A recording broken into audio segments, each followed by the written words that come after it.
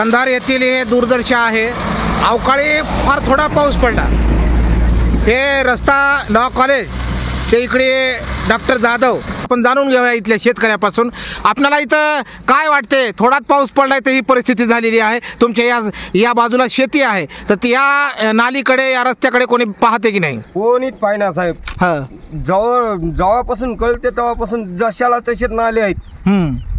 पूर्ण वावरात पाणी, पूर्ण सडकर पाणी आहे। बरं बरं बरं। आणि गाडेवाले हारमुठी करून चलितात, अंगावर पाणी उडते, बाया माणसं राहतात, लेकरं राहतात, सोबत समजे राहतात, तर पुऱ्याच्या अंगावर पाणी उडून जाते। म्हणजे फक्त रोड झाला इथं थोडा? रोड एवढा झालाय पण इथं नगरपालिका कोणीच येणार झाली। रस्त्यावर दुनियाचा कचरा आहे। आता एवढ्याला पाणी काटकाचे ढोरं कापतात, समजे करतात, ते पुऱ्या रक्ताचं पाणी घेऊन यावं लागले।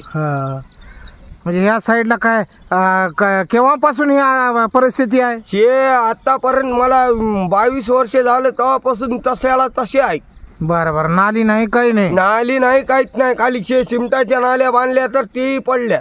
बरं, इथं बरेच आमदार होऊन गेले, हे इकडे लक्ष देण्यात काय कोणी ध्यान देण्यात?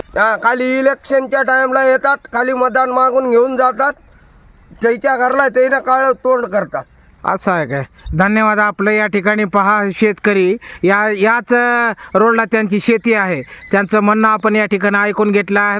आपण प्रशासनाला या ठिकाणी दाद विचारायची तर आहेच, परंतु कंधारची हेच परिस्थिती नाही तर बऱ्याच ठिकाणी अशी अवस्था या ठिकाणी झालेली आहे। आपण पाहू शकता, एवढा नाली नाही, फक्त या ठिकाणी असं एक नाला काढून दिलेला आहे, ते बी शेतकऱ्यांनी या ठिकाणी केलेलं आहे असं यांचं म्हणणं आहे।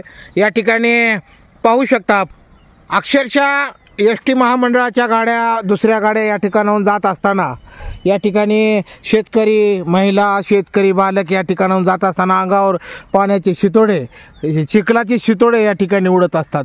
तर ही परिस्थिती बरेच वर्षापासून आहे या ठिकाणी यांचं म्हणणं आहे। आणि पाहू शकता हो का, अगदी 50 मीटरच्या अंतरावरती लॉ कॉलेज आहे आणि ह्या रोडची दुरावस्था अशी झालेली आहे। रोड झालेला आहे पण नाल्या अद्यावत या ठिकाणी झालेल्या नाहीत। आपण पाहत आहात समता मराठी नेटवर्क चॅनल।